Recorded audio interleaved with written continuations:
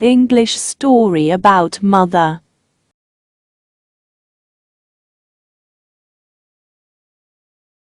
My lovely mother. My mother was the strongest person I have ever known. The earliest thing I can remember is getting up with Mum and Dad at the crack of dawn, Dad to go to work, and Mum to drop Adam off at school. He was in first grade by then.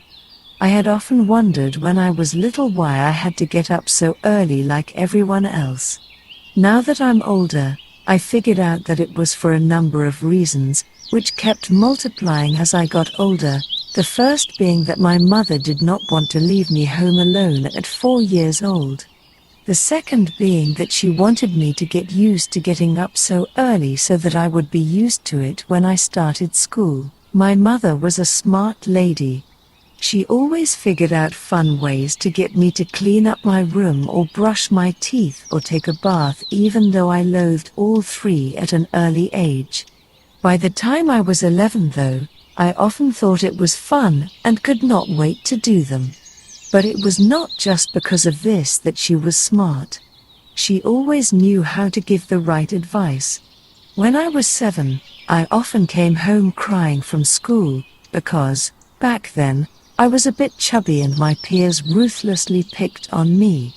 My mother would hold me in her arms, push back my long hair from my face, and wiped away my tears as I told her what happened. My mother gave the right advice so many times, it was as if she had been right there with me when it happened.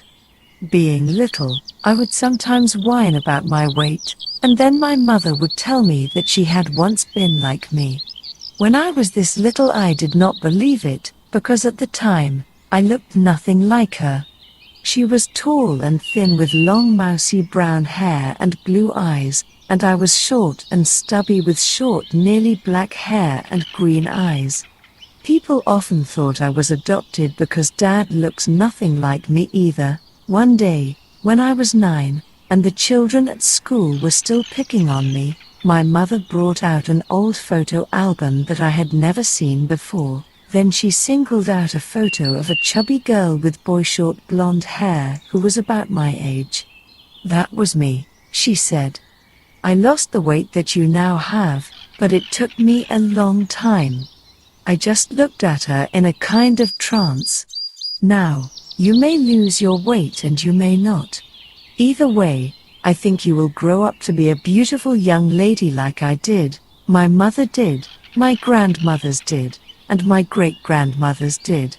And you should not care if anyone says otherwise. It's not their problem anyway." Needless to say, it stopped the crying about my weight from that day forth, but something in my heart, something was not right with Mum. She never talked about her family, and I had never seen them. All Adam and I had ever known was Dad's side of the family. Whenever I asked about it, Dad would say something very vague like they live on the other side of the world. And leave it at that. My mother was very sad. When I was little, Mum used to cry at the end of movies that we would watch together. Adam and I at that time did not know why, and Mum said she did not know as well, but the look in Dad's eyes always said something different. When I was 10, I figured that maybe it had to do with her family.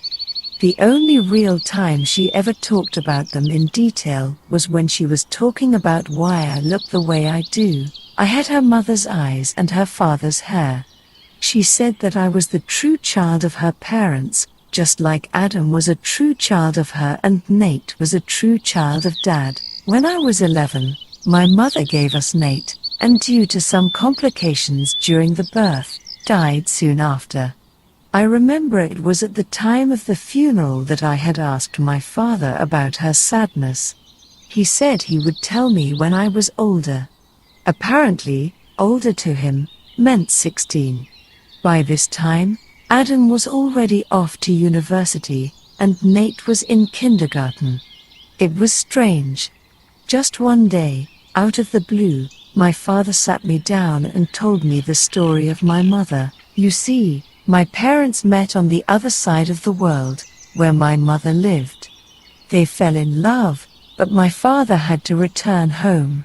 My mother saved up for a long time just to get here, so that when she took the plane here, she knew she would probably never see her family again, which was right. My parents had talked about going back and having her family meet us, but they figured it was too expensive. On top of this, my mother had long ago lost touch with her family and did not even know if they lived in the same place or not. So they never went. My mother was the strongest person I have ever known. She fought her way from the other side of the world, against all odds, knowing she would never see her family again, all for my father. And if my mother had not been so strong, I do not think I would be here today, telling you her story. The story is over. See you next time for another story. Take care of yourself. Allah Hafiz. Like, subscribe and share, press bell icon.